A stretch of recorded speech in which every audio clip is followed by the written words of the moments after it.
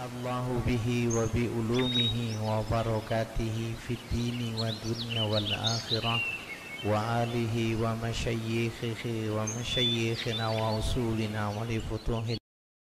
Ya baik, Assalamualaikum warahmatullahi wabarakatuh. Bismillah walhamdulillah wassalatu wassalamu ala rasulillah amma ba'du. Mbak Mila dan pemirsa, kita kalau ingin mengenal sosok ya seseorang, tentunya kita harus lihat biografi dan kita bertanya kepada orang-orang yang mengerti, yang sezaman atau sekurang-kurangnya banyak tahu tentang tokoh yang kita ingin gali.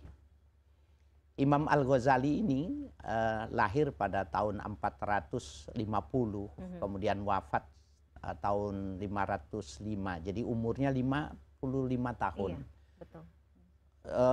Tetapi kalau dilihat dari karyanya yang begitu banyak, nampaknya menarik kita untuk mengkaji.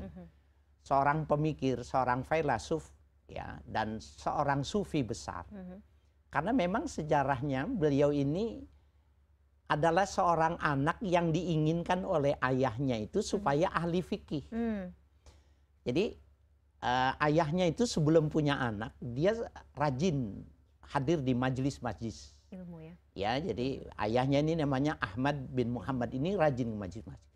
Ketika dia mengagumi gurunya, maka dia menangis di majelis itu, dia menangis dan dia mengatakan, "Ya Allah, berikan aku anak laki-laki yang ahli fikih yang sama dengan guruku yang kucintai ini." Dan selalu itu.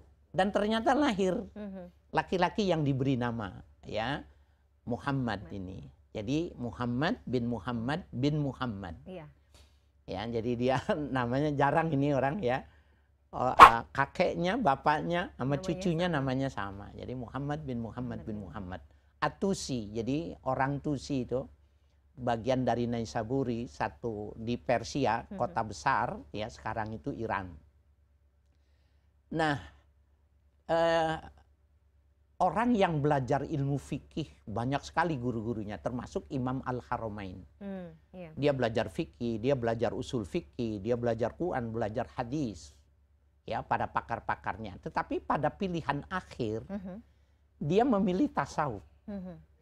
Dan itulah yang diisyaratkan di dalam hadis. Memang ilmu tasawuf itu walaupun tidak disebutkan, tetapi dia menjadi sebuah bagian yang semestinya tidak boleh terlepas dari seorang kehidupan manusia. Nah, jadi memang dia wajar ya, tetapi hebatnya pada abad kelima dia sudah mampu menerangkan hal-hal yang sifatnya imajiner, hal-hal yang bakal terjadi dalam perspektif tasawuf itu dia sudah bicarakan.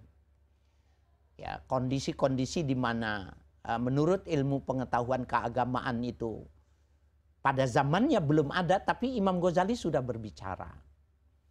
Bahkan karena dia memang ahli fikih, dia ahli usul fikih, nanti kita akan lihat bahwa di dalam tasawufnya Imam Ghazali itu masih mengedepankan aspek ibadah itu. Jadi kalau Ihya Ulumuddin 4 jilid itu, maka 4 rubu yang pertama. Jadi istilahnya rubu. Rubu itu artinya seperempat. Dari 4 dibagi 4, jadi dia bilangnya rubu gitu.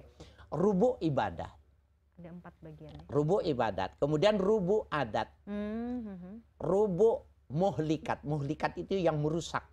Merusak amal dan merusak keislaman. Dan yang terakhir rubu munjiat. Rubu di mana hal-hal yang memberikan keselamatan dan kelanggengan hidup. Bahkan bagaimana hidup itu sudah meninggal tetapi dia masih dinyatakan hidup oleh orang lain dari lantaran bermanfaatnya karyanya. Seperti Imam Al-Ghazali ini. Nah, 4 rubu ini menjadi ciri khas yang ditulis oleh Imam Al-Ghazali, karena nanti kita lihat ada sufi lain yang tidak membagi rubu yang semacam ini. Gitu. Jadi memang sesuatu yang luar biasa. Saya kira itu. Oke, Masya Allah.